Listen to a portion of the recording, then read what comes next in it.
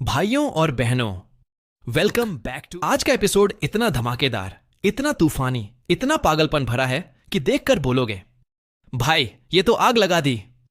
हर एक सीन में आपको मिलेगा एक्शन, इमोशन और वो ट्विस्ट जो पूरे फैंडम को हिला दे।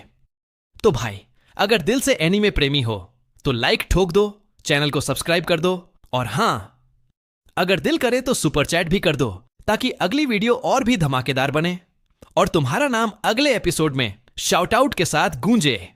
तो तैयार हो जाओ। कागुया उस लड़ाई को याद कर रहा था जो कुछ देर पहले हुई थी। उसे एहसास हुआ कि नारुतो ने वाकई उस पर यिन यांग चक्र का कोई अटैक नहीं किया था, लेकिन सिर्फ इतनी बात से वो उस पर भरोसा नहीं कर सकता था। नारुतो ने उसकी झिझकती नजरों को देखकर सीधा मुद्दे पर आते हुए पूछा, क्या तुम दाइत्सुकी नोजू के बारे में जानते हो? ये नाम सुनते ही कागुया का चेहरा सख्त हो गया। उसने पूछा, तुमने ये नाम कहां से सुना? वो तो हमारे कबीले के महान देवता हैं और वो इंसान जिसे मैं सबसे ज्यादा डरती और नफरत करती हूँ। नारुतो ने गंभीर आवाज में कहा, मैं तुम्हें सब कुछ सच सच बता दूंगा, लेकिन उससे पहले तुम अपने उस फैलते हुए चक्रा गोले को थोड़ी देर के लिए रोक दो। थोड़ा झिझकने के बाद कागुया ने चक्रा का प्रवाह रोक दिया। उसने कहा, ठीक है, अब सब सच सच बताओ, अगर झूठ बोला तो यहीं मारे जाओगे। नारुतो मुस्कुराया, सिर खुजाया और बोला, क्या तुम टाइम ट्रैवल पर यकीन करते हो? फिर उसने सब कुछ बता दिया कि वो भविष्य से आया है, कि उसने पहले कभी कागुया को सील किया था और उस सीलिंग की वजह से इंसानों को 20 साल की शांति मिली थी, लेकिन वो शांति ज्यादा समय तक नहीं टिकी क्योंकि ओत्सुत्सुकी शिबाई ने हमला कर दिया और नारुतो के सारे प्रिय साथी उसी युद्ध में मारे गए। ये सब सुनकर कागुया की आंखें कांप उठी, क्योंकि कोई इंसान अगर उनके उच्च देवता के बारे में इतना कुछ जानता है तो इसका मतलब वो झूठ नहीं बोल रहा। नारुतो की आंखों में थकान और दर्द झलक रहा था। वो बोला, मुझे भी तो उस युद्ध में मर जाना चाहिए था, लेकिन किस्मत ने मुझे दोबारा इस युग में भेज दिया। अब मैं सिर्फ एक मकसद से लौटा हूँ, उनसे लड़ने के लिए जिनसे तुम खुद डरते हो और उस दुनिया की रक्षा करने के लिए जिसे तुम भी कभी प्यार करते थे। उसकी सच्ची बातों ने कागुया की आंखों में आंसू ला दिए। उसे यकीन नहीं हुआ कि एक इंसान जो अशुरा का पुनर्जन्म है वो ही उसके उस पुराने संघर्ष को समझ पाया जो उसने अपने कबीले के खिलाफ किया था। जब दोनों ने फिस्ट बम्प किया और सारा सच साझा हुआ, कागुया धीरे से बोला, तुम बाकी सबकी तरह मुझे धोखा तो नहीं दोगे ना? नारुतो ने अपनी वही मशहूर मुस्कान दी और बोला, मैं एक होकागे के रूप में कसम खाता हूँ, हर शब्द सच्चा है। उसके चेहरे की धूप जैसी गर्म मुस्कान देखकर कागुया की ठंडी निगाहों में अब उम्मीद की एक हल्की सी चमक आ गई। उसने आखिरकार नारुतो पर भरोसा करने का फैसला किया। फिर उसने हाथ फैलाए और वो विशाल चक्रा गोला धीरे धीरे बिखर गया। दूर से सासके ये सब देखकर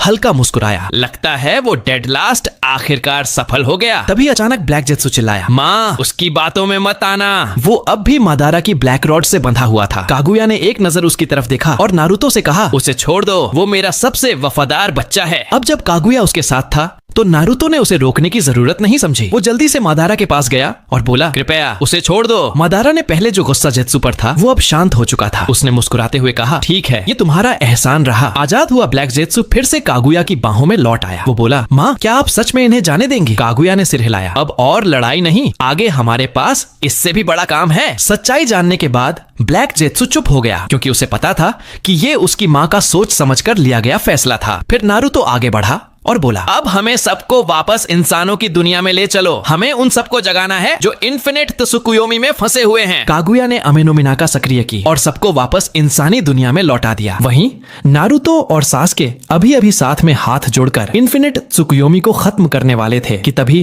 कागुया ने उन्हें रोक लिया। उसने कहा, अगर तुम लोग अपने तरीके से इन्फिनिट त्सुकुयोमी को हटाओगे तो 1000 साल पहले की उस जुत्सु से पैदा हुए सारे व्हाइट जेत्सु भी खत्म हो जाएंगे। नारुतो एक पल के लिए चुप हो गया। उसे अपने पिछले जीवन की बातें याद आईं। जब इन्फिनिट त्सुकुयोमी तोड़ा गया था तो टोबी, आफे समेत वो लाखों व्हाइट जेत्सु भी गायब हो गए थे। वो सोचने लगा, व्हाइट जेत्सु भले ही खतरा थे, लेकिन वो बेहद अनोखे एक्सपेरिमेंटल बीइंग्स थे जिन्हें ओरोचिमारू ने कई सालों तक रिसर्च किया था। अगर वो सब फिर से मिट गए तो ओरोचिमारू के लिए ये बहुत बड़ा नुकसान होगा। इसलिए इस बार कागुया ने फैसला किया, वो खुद इन्फिनिट त्सुकुयोमी को हटाएगी। उसका पूरा शरीर सफेद रोशनी से चमकने लगा। वो धीरे धीरे आसमान की ओर उठी और दोनों हाथों को जोर से फैलाते ही इन्फिनिट त्सुकुयोमी आखिरकार खत्म हो गया। सभी लोग जो अब तक डिवाइन वाइन्स में कैद थे अब आजाद हो चुके थे। दूर कोनोहा में बैठे इचिराकू अंकल अचानक आसमान की ओर देखने लगे। उनके चेहरे पर अजीब सी किस्मत भरी मुस्कान थी, जैसे उन्हें याद आया हो कि उन्होंने घर का नल बंद नहीं किया। नारुतो ने मुस्कुराते हुए कहा, आखिरकार सब सुलझ गया। अब इंसानों की दुनिया फिर से आजाद है। लेकिन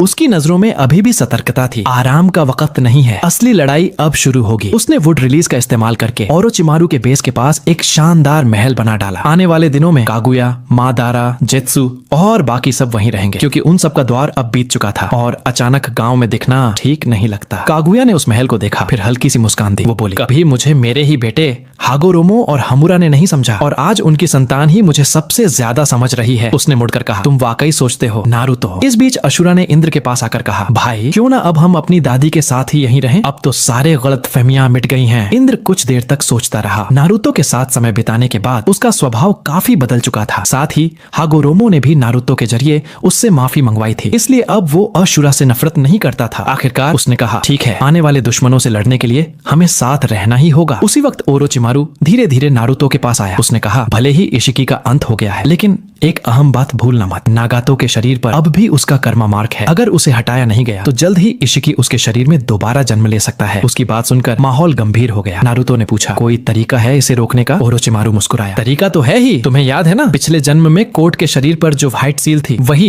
जिसने उसे इशिकी की शक्ति तो दी, लेकिन उसके शरीर पर कब्जा नहीं करने दिया। वो व्हाइट सील टेक्निक मैंने अब पूरी तरह से सीख ली है। अब जब इशिकी की आत्मा मौजूद नहीं तो मैं आसानी से उसका प्रभाव नागातो से निकाल सकता हूँ, बस उस शक्ति का निशान छोड़ते हुए। नारुतो मुस्कुराया, सच में तुम तो कमाल हो स्नेक अंकल। फिर उसने फ्लाइंग राइजन का इस्तेमाल किया और नागातो को, जो उस वक्त कोनन के साथ शिनरा टेंसे का अभ्यास कर रहा था, वहां ले आया। ओरोचिमारू ने अपनी खास तकनीक से नागातो की कर्मा मार्क को व्हाइट कर्मा मार्क में बदल दिया। अब उजुमा की खून की वजह से सिर्फ 1 महीने में वो इशिकी की शक्ति को कंट्रोल कर पाएगा, बिना किसी कब्जे के डर के। नागातो ने गहरी झुककर ओरोचिमारू को धन्यवाद दिया और नारुतो ने फ्लाइंग राइजन से उसे वापस अमेगाकुरे भेज दिया। इस तरह ओरोचिमारू की मदद से एक और बड़ी समस्या का हल मिल गया। नागातो जो पहले सुपर कागे लेवल पर था, 1 महीने के भीतर 6 पाथ्स के स्तर तक पहुंचने वाला था। नागातो से विदा लेकर नारुतो वापस सास्के के पास आया, लेकिन उसके मन में अब भी एक बात खटक रही थी। वो था नेजी। वो नेजी जिसने पिछले जीवन में अपनी जान देकर उसे बचाया था। नारुतो ने ठान लिया वो हर हाल में नेजी के शरीर पर लगे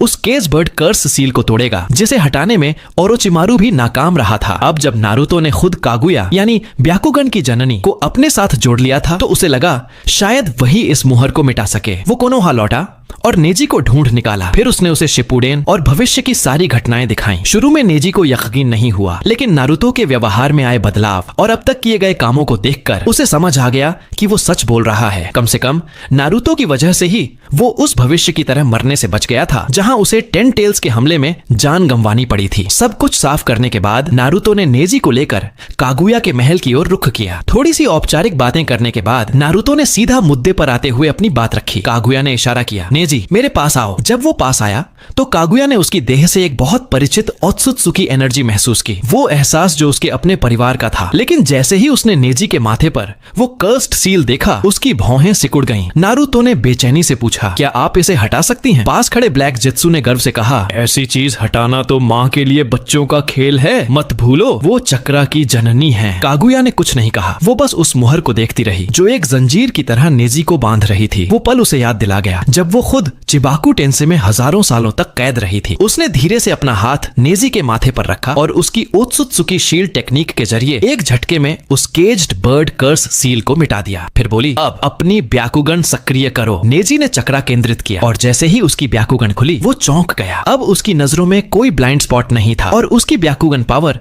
पहले से कई गुना बढ़ चुकी थी। वो केज्ड बर्ड आखिरकार सच में आजाद हो चुका था, आसमान में उड़ने के लिए। नारुतो ने झुककर कागुया को गहरी कृतज्ञता के साथ धन्यवाद दिया। उसकी उस सच्ची खुशी को देखकर कागुया के होठों पर भी हल्की सी मुस्कान आ गई। ब्लैक जेत्सु हैरान रह गया। जन्म से लेकर अब तक उसने अपनी माँ को कभी मुस्कुराते नहीं देखा था। वो मन ही मन बोला, नारुतो तुम वाकई कमाल के इंसान हो। कागुया ने नारुतो की यादों से महसूस किया कि नेजी उसके दिल में कितनी गहरी जगह रखता है, इसलिए उसने फैसला किया वो नेजी को और मजबूत बनाएगी। वो बोली, ब्याकुगन जो ओत्सुत्सुकी क्लैन की पहली आंख मानी जाती है, उसमें भी कई स्तर होते हैं।